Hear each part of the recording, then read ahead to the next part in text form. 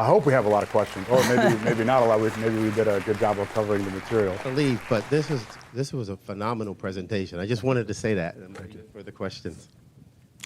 Any questions? Oh, you had, yeah. I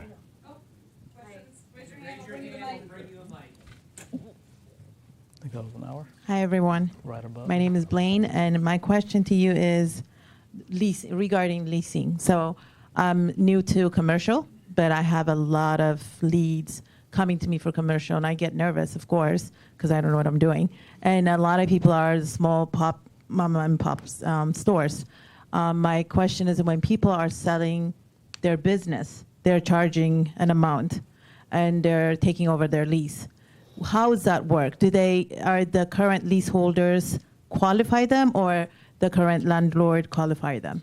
This is why it's really important to read their lease up front. Understand what the landlord's going to require, because that'll be covered. 99% of the time, this scenario will be covered in their lease that they signed. It'll say, well, most of the time, the landlord has to approve the new user. So you got to factor that in. And the better off that you'll be better off if you take care of that up front, letting the landlord know, we're selling the business, here's a new operator, can you please check off so we can keep doing what you're doing. That's going to be a bottleneck for you. One more question. Mm-hmm. How do I get you guys, not really you, to pick up the phone? Because a lot of commercial agents never, ever Welcome pick to up our the world. phone or even respond to email. So how do I go about to sound like I know what I'm doing so you can respond to me? So we pick up the phone. We'll start with that. I've actually helped a lot of agents here. Just, they need an LOI. I'll send them an LOI, talk them through strategies, talk them through whatever they may be facing in that moment. Email is a good way to connect to us. So our emails will be, they are on Cardinal Nest. If you search SRG Commercial, they're on our website. We can give them to you as well now. We're going to be available by phone, text. Give us 24 hours if we don't get back to you immediately. But generally speaking, we're going to be available. That was the biggest issue that we faced when we first got into the business. People were not returning phone calls. A big portion of that is branding, presence, awareness of who you even are. If people think you're a residential agent, they're really not going to pick up the phone for you. So it took a while so that, we could transition out of that and people were, returning phone calls to us. So I would say maybe kind of, because you might not want to make the full switch into commercial, but you have a really good client, right? It's the way you position yourself. When you leave a message, I wouldn't say, if you're on a residential deal, I would say this is with My Homes, for example. That's an immediate, for them, they won't even respond. Just say your name. And then also, a lot of times what we'll see from residential agents is, how much am I getting paid on this deal? And we'll hear that from like the first one or two interactions. Immediate turnoff for a lot of commercial brokers. There's a general understanding of, look, you'll get paid, no problem.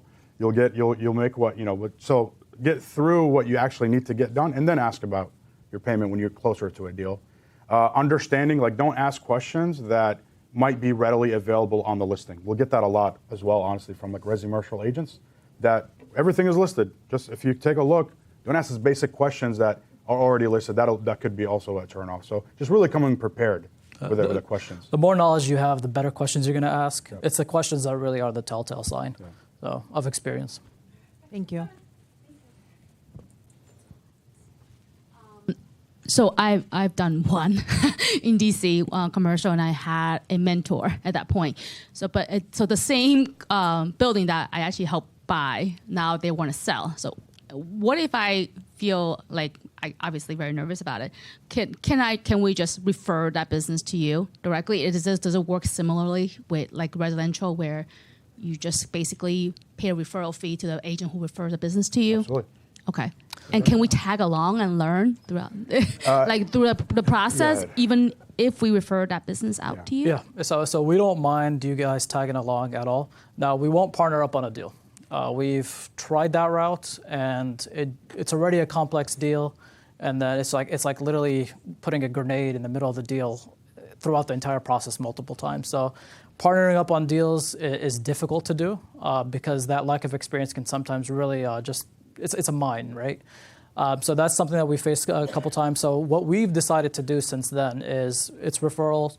We don't mind if you're CC'd on all the emails, if you're kept abreast of all the information. You can learn, you can ask us questions. So we don't mind that. And we don't mind, if you take on your next deal yourself. So 100%. feel free to send us referrals and feel free to be involved in the information of it.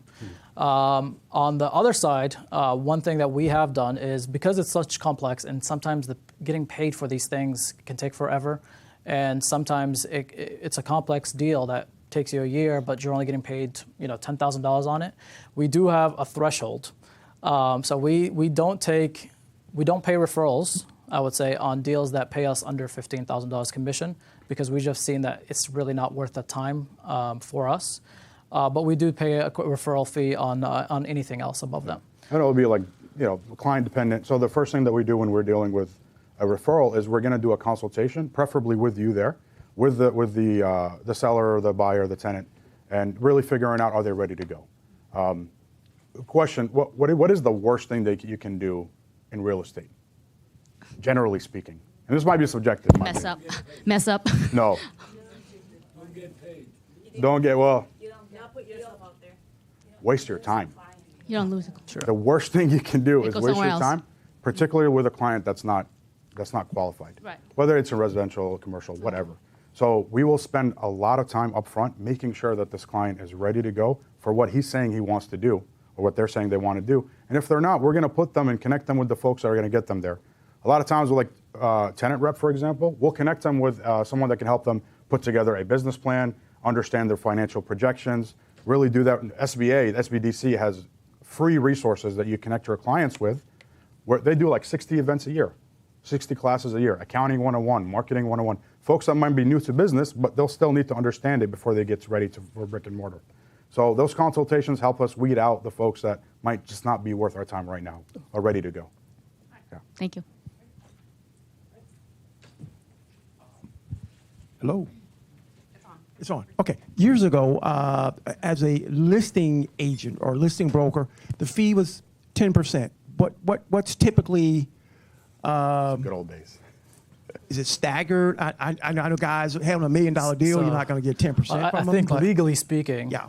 commission is always negotiable, right? Okay. But I mean, experience-wise, I haven't seen anything close to 10% Yeah. in the last 2 years that we've actually got into this fully. And frankly, as you get to higher price points, Yeah. you're actually going to be below, I would say, even 3%. Yeah. So 10%. For me personally, on a very, again, this is between me and the client. If I have a $200,000 condo, right, or a deal that is like $1,500 a month, right, I'm not going to charge them 3% commission. I'm going to charge them $5,000 flat fee, right? So again, it's all negotiable. There really isn't an industry standard at all, and that's something that we obviously all avoid from a legal side of things. But 10%, that would be pie in the sky right now. It would have to be a very unique type of We'd have a spot proposition. for you on the team if you could get a 10% listing. And I understand we can't. I'm just trying to get some idea. For example, I have a potential situation where it's a mixed office with an apartment. The owner seems to think it's $1 million. Is 3 or 4% realistic for? Maybe we should have this conversation. we can I do think that. We'll do legally, that. can we have this conversation? Because I know commercial is a little different. I know commercial. Frankly, is a I little would probably different stick to than like a 6%, 5 to 6%, Yeah. and most likely, you're going to split half of that with the buyer's agent. Right. Yeah. Right. Okay. That helps.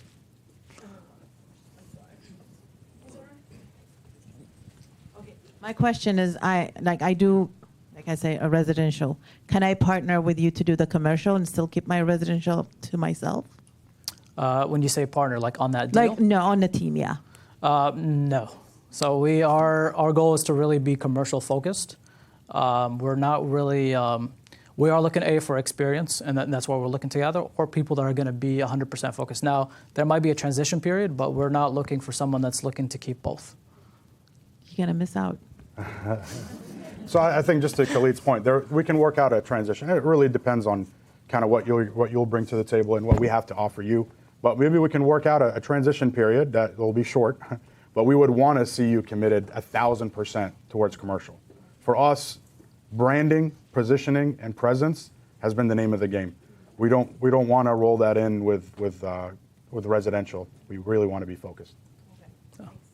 He's my translator. Hey, I'm Jolene. So I have a quick question. So for the commission-wise, is it normal some landlords offer flat fee? Depends on the space. For example, like in a big shopping center, and they have like a small space, and then when you reach out and then close to the everything, like they have run the financial for the tenants, and they just like send you these the agreement, buyer agreement, for like a flat fee.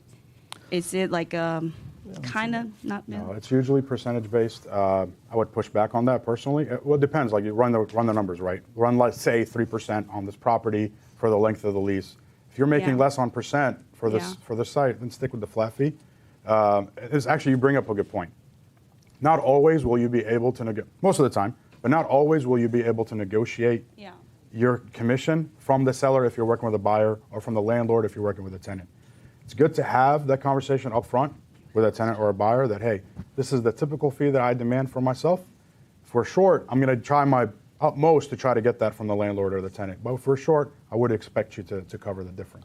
But like, when is the best time to bring this up? Like with your client? With the landlord. I would say figure out if the property even works, right? If it works and you have substantial conversations, maybe the first tour, hey, it looks like this is going to be a good spot. I would do it when you submit the LOI or right before you submit an LOI. So I have reached out a few like a space for Tyson's, Pentagon, those like big malls. I have finding they are very like in charge with everything. Yeah. So do you think that's typically how it is for those? You know, big malls or properties that are managed by massive conglomerates. Eden, for example, is a good example of a company around here. They're international, but when they take a hold of a shopping center, they've got a process, and they're very strict about who they let into the center. Yeah. Sometimes you're along for the ride, and you know, it depends. I mean, how much do you like your client? Because to be honest, right? Because for us as a value, we'd never make our commission a deal killer, right? We'll try to do what we can to maximize it, but if we know this property is going to be the best thing for our client, we put ourselves tertiary. So it really depends on your relationship with your client. Yes, a lot of when you go to malls, they got a way to of how they do things, and kind of they are doing differently, right? I can't just like expect everybody else doing the same thing. It just depends on the location. It depends. Generally speaking, I would still try to negotiate that percentage amount times the gross lease. So with escalations. With escalations too. So make sure you include those 3% escalations a year. We use AI to say, hey, this property is $50 a square foot. It has 3% escalations. It's going to be a 10-year lease. Tell me what the total lease amount minus, you know, the landlord cost that he's putting in, the TI. And it gives you a number, 1.6 million. Your commission is 3%. You can do 1.6 million times 3%. And then you figure out, then whatever the commission agreement states, it's going to be split into two payments. You would just follow that. So I see some like the buyer agreement contract comes in is saying that like if you get the commission from the landlord and then you can't get any commission from like for example the tenant side. From your client? Yeah. Is it? That's not how they're worded. Okay. Yeah. So you can do whatever you want with your tenant. They can't control that relationship between you and your client. Okay. So. Thank you. Yeah, this is more like a general question in our area, the DMV, I would say. So on a commercial building, if an investor wanted to buy a commercial building with different, I don't want to say just retail store, whatever it is, you know, like commercial spaces, right? What is the percentage? Do you have an idea? What is the percentage of vacancy on buildings like that? Because sometimes they're interested, hey, I would like to invest money on commercial property, but I wonder if I will be able to rent.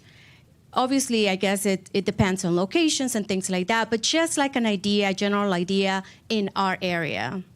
For office? Yeah. For office? So like if somebody has a building and there is, I don't know, 20 spaces, right?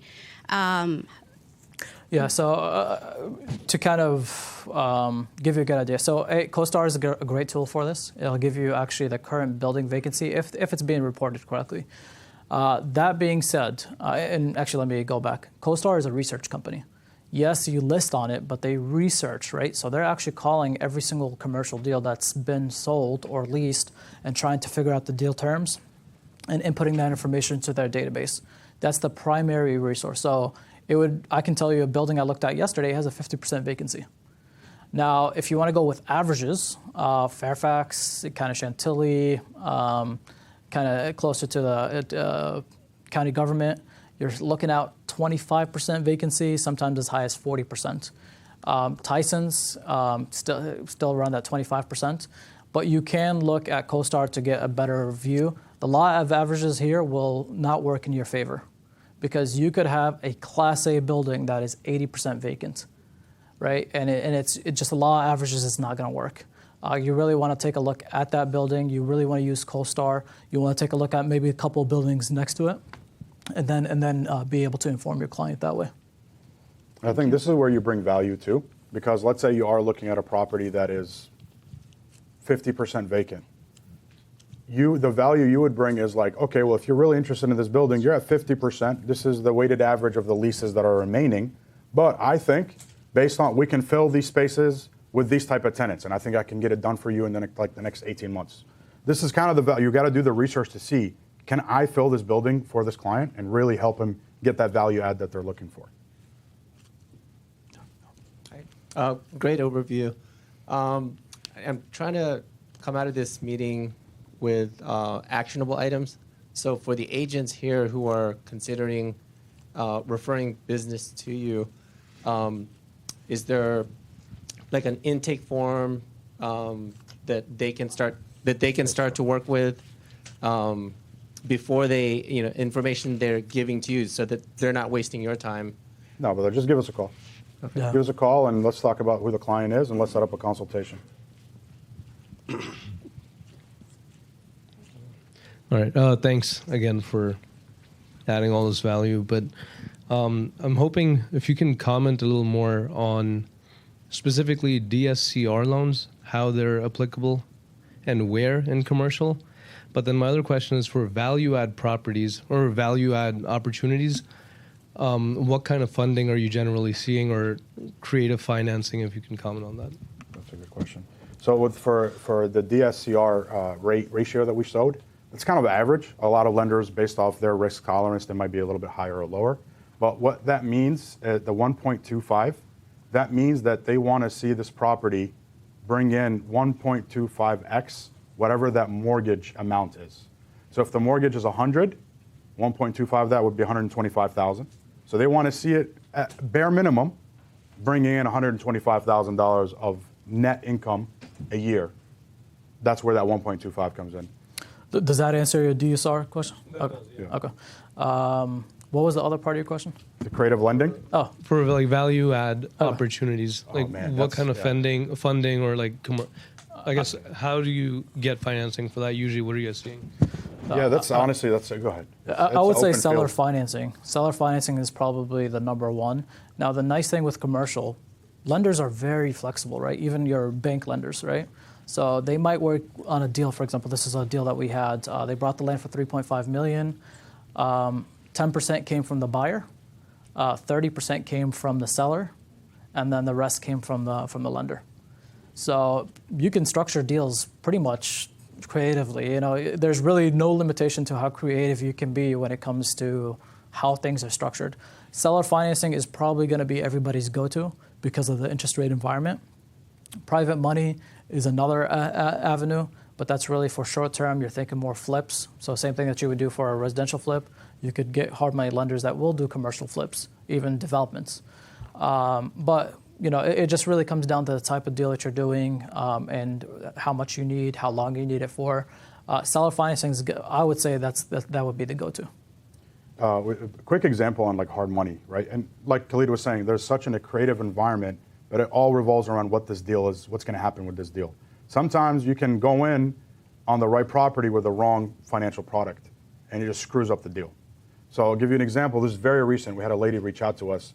She was under contract on a property in Fairfax, and it was going to be a redevelopment. In her mind, she was going to build out like a 16 condo multifamily building.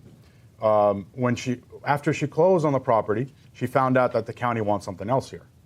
They don't want to do residential. They'd rather see it stay commercial. Her loan was hard money. It's 12 to 18 months and it's high interest. She's paying $9,000, $10,000 a month on a property that's vacant, essentially a house that could be used as office. So she's in it deep, and we're now where the value that we could bring in is how can we unravel this and see if we can maybe connect her with a GC that likes these kind of projects. Maybe she can come in as a partner with the land, right? And he can come in as a building partner, for example. So you got to sometimes put on a very creative hat to see if you can unravel some of these mistakes that these folks make. And sometimes you can't. Sometimes you're like, I can list it and sell it for you and try to save you some money. One thing I'd add is at the end of the day, we as brokers, our main thing is that we're a connecting point. We're connecting sellers to buyers, right? 99% of the time. But other times, we might not close a transaction. We might connect a seller with a lawyer, right? We might connect partners together. We've had actually several deals that a franchise, they were looking for operators. We found them operators, and we got them into a space. So it's a win-win. But that franchisee needed good operators, and we found them those operators. So sometimes it's really just, again, how do you connect the right people together? How do you connect the right funding together? And how do you make this work for everybody? Hi, I have a couple questions. First, I think is easier. You keep saying brokers, us as brokers. Do you have to have a broker's license, or do commercial realtors just call themselves brokers? Yeah, I think That's the first question. Yeah. And then my second question is the timeline from when you decided to become commercial brokers to the time you got your first deal, since it takes a really long time to get paid. How do you suggest if somebody wanted to get into commercial, should they have 6 to 12 months of reserves and savings to make sure they can pay their bills while they're waiting for those deals to come through? If someone's in residential and, it might take a long time, they might have to do both for a while. If you could speak on both of those things. We've bootstrapped this thing, honestly, from zero. When I first got into this, I didn't have any money. When I first got into residential real estate in general, I had no money saved up. I gave myself 3 months to make my first commission. And sure enough, within 3 months, I made my first commission. It was just open season from there. We gave ourselves a transitionary period. So we honestly fell into our first commercial deal, but we were hooked on the process, on what we were able to help with this client. So we gave ourselves a transitionary period. It probably took us, we committed. We were like a line of credit from your house, or is that no debt? No debt. We were just how just do faith, you honestly. pay your bills during that period? Keep doing what you're doing. Yeah. Keep doing what you're doing. Don't cut that source of income for yourself, but start thinking, having the paradigm of I want to focus on commercial, and start working with more commercial folks as they come in. Keep doing what you're doing, and then slowly transition into full-time when it starts making sense. So it can't be passive. That's really the answer to that question. And just to give you very practical numbers, I think 2023, was it 50% of our business was residential? 2024, it was 14%. We did more transactions. I think it was 6 transactions that we did residential, but the volume was 10x on the commercial side, right? So probably not those exact numbers, but just to give you the gist, there is going to be a transition period. What is really going to allow you to actually be successful is learning what you're doing, right? Having that knowledge. So you have to be dedicated, and then everything comes down to prospecting, right? What are you actually doing on a day-to-day basis? Our first 6 or 7 listings were all purely cold calls. We cold called expireds, right? We had I think a 1.5%, a very low percentage of pickups, conversion rates at the end, right? So you might call 100 people, maybe 3-4 will pick up, and then maybe after you collect 3-4 of those a day for the next 10 days, maybe one of them will actually convert to an appointment, a meeting, and then you actually convert them to a listing. And then those listings may or may not sell. So I don't want to make it sound impossible, but you just have to be dedicated to the effort, right? Learning learning what you're doing, learning what you're actually selling and helping people buy, and then being dedicated to the prospecting of it. And then the other question, are you brokers? Oh, yeah, no. No. So, It's just I'm 8 years in without a broker's license, but no, you don't need it. And frankly, that's what's nice about being under Samson. There's so many brokers, so there's a lot of resources there. For me, It's I think just the jargon that's used. it's in just commercial yeah. is I just use it broker. linguistically here. Okay. So. First question, are you guys commercial investors at all? Not yet. Not yet. Okay. Because we started from 0 2 years ago. Right. So hopefully this upcoming year, though, that's our goal. Okay. It's And from then- brokerage, I think, and you'll see it with like local players that have been around for a while. They'll do brokerage for a while, and then they'll eventually, because they know the market so well, they'll find off-market deals at good prices. They start getting into acquisitions for themselves and managing their own properties. So that's probably the direction that we'll. And then you talked a lot about the commercial loans. What would be the difference between commercial loans and a business loan? That's a good question. There's a lot of products that could be modified for a business. So a lot of times what you'll see on the business level is going to be SBA. They're business friendly. You'll see 7A loans that'll have, based on the lease that they're signing for that location, they'll give them a balloon payment for a business loan. So for example, this same Play Cafe client that we're working with, she's going to get about $350,000 through an SBA loan. That'll take 90 days to close for her to actually get that money.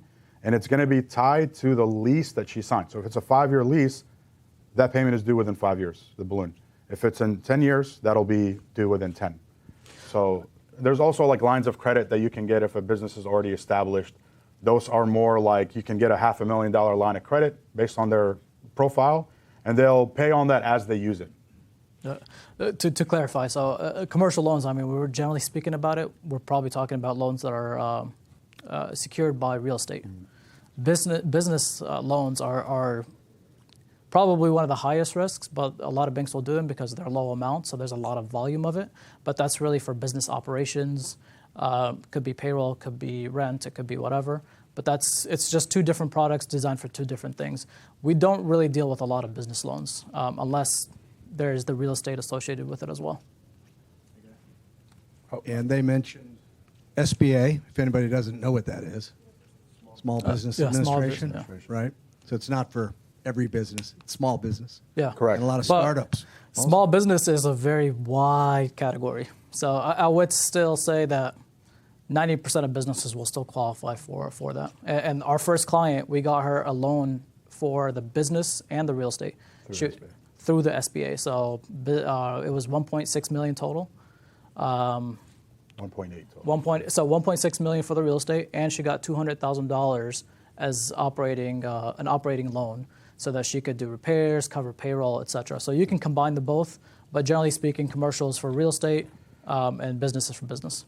And they'll even roll in, and just to kind of add on this, the last deal that we did that was significant was a $6 million deal, $4 million for the real estate, and the SBA gave him a construction loan because it was just land, industrial land. So he was going to build a 10,000 square foot structure. They, based on the contractor quote, they rolled in a $2 million construction loan through the SBA. So it can be creative. I have another question. How long do you think it would take how long did it take for you guys to feel comfortable, I guess, to be well-versed and feeling like you can really handle a deal on your own? Is it 1 year? Is it 2 years? Or is it the number of deals that you think? So I'll be honest, we bootstrap a lot of stuff, and we did everything on our own, so we didn't even have a mentor for our first deal. We did hire a coach. So that was actually probably what really helped us make sure that we were committed to it. So that was an $11,000 cost when we were broke. But we paid it, and it was over some time, right? So it's not like $11K. Well, we put it on our credit card and we paid Oh it yeah, off. we got 0% interest credit card, and for like 12 months or something, and we that's how we did it. Yeah. So you can get creative, but you really just have to be willing to invest the time, the money, and the effort. I would say probably about the year mark is when I'm like, hey, I really know what I'm doing. But frankly, even till today, I'm still learning something new every single day. I think that's what's really nice about commercial. Residential, I feel like for me, it just wasn't fulfilling anymore. Yeah. I don't even know if I'm gonna ask this question right, but when does I'm working on an off market in Alexandria. It's one house but 4 lots. When does residential cross over into commercial? Like how many houses, how many lots? Because I almost did a deal before and it was to build 16 houses, but the loan was only going to pay for the first 3. I know it wasn't residential anymore; it became commercial. So, do you know where that gap is? Yeah, from I think a housing perspective, the legal limit is if it's 4 units or less, that's still considered residential. 5 and plus, that would be considered a commercial, and that loan product will change. Well, like single families. Yeah. So frankly, anything that's more than one house for me. Again, this is labels, right? And don't be scared of like, oh, this transition. It's not like this boundary that you're crossing different states, right? It's just a transaction, right? In the same way that you're going to sell one house, you can do the same thing for all 16 lots. It's just a longer process. You might want to get a loan that is going to be for the development, and a lot of times those loans are structured anyways. So it's like, hey, this will cover the first 3 houses, and then once you get those under contract, then you can get a loan for the next 3, et cetera, et cetera, et cetera. So don't be scared of the label or like, oh, I'm going into commercial from residential. If you're already doing the work and you have the deal, I'm sure you can get it all the way through. Because the license is the same, by the way. Yeah. We don't have a different license. It's the same license they're operating with. Yeah. So I have a question. So transition, like you come from residential to commercial, like what on top of those courses on the what's it called, the university Samson provides, and then any other tools or any courses you guys like use or took to compare yourself for the commercial? The biggest investment we made in ourselves was in ourselves. The biggest investment we made was in ourselves. We paid that coach a lot of money to tell us do cold calls. But it wasn't rocket science, right? He wasn't teaching something that was brand new, but he provides the mindset, he provides the success stories, he provides a lot of the stuff that we're teaching now. He provided that trickling kind of over a 7 or 8 month time span, how to structure a deal, how to do all that, which by the way, that'll be coming. So we're doing this quarterly. The next one will probably be more regarding contracts or how to structure a lease, what to look for in these kind of things. So to be honest, for us, the biggest payoff was that $11,000 that we invested with that coach, because we pulled like 11 listings doing what he taught us to do, cold calling expireds, and really just showing up, honestly. Really just showing up and doing the work that everybody hates to do. You just got to do that work. Besides the $11,000 investment, what other, like if there's books or YouTube, what did you read or what did you do to kind of say, yeah, I want to get into this? Really, honestly, it was just a decision. We did that first deal. We figured out, hey, we love this. This is our passion, and we decided to pursue it. Once we decided to pursue it, it was just a matter of like, what actions are we going to take? We didn't really know where we were starting, so we're like, hey, let's get a coach, someone that can actually tell us what to do. He didn't really take it. I mean, he didn't hold our hand through any transaction. Really, what he taught us was the process of prospecting.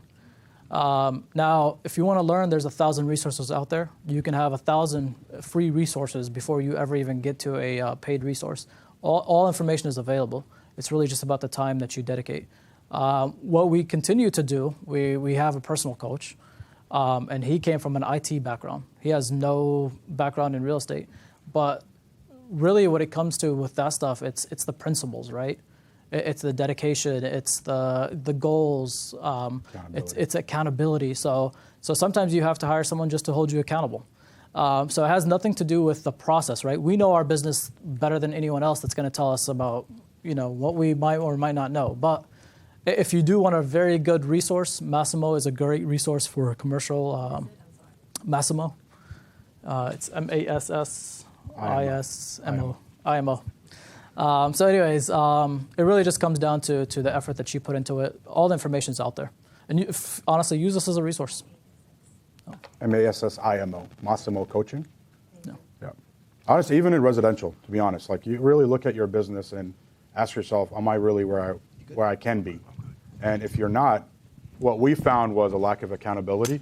We're business partners. We came in 50-50. And even sometimes it's hard for us to to hold ourselves accountable to each other. Yeah. So bringing in that third party that doesn't care, he's like, this is what you told me you guys were going to do. Why aren't you doing it? Having that adult in the room will help you get the job done. Thank you. And honestly, like aim as high, whatever you think you can do, triple that your first year, and just put in the work. Be dogged about just really showing up every day, whether it's residential or commercial. That's what's gonna set you apart. The volume that you're gonna be going through, the failure that you're gonna be going through, is really gonna be what sets you apart, because that's where you really gain the knowledge. It's a long-term game. Yep. All our listings, right? We closed maybe 3 or 4 commercial transactions 2023. All the listings that we got in 2023, though, they started really closing in 2024. And a lot of our pipeline that was from 2024, it's going to be closing in 2025. Some of it may actually go up into 2026. So it's a long-term game.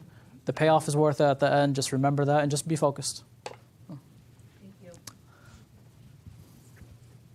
I'm going to step up here for a moment. Yes, sir. Get behind the camera for just 1 second and say, how about these guys? What do you think? What do you think about these two? Right? Khalid, Ahmad, thanks for this, and we welcome you back again.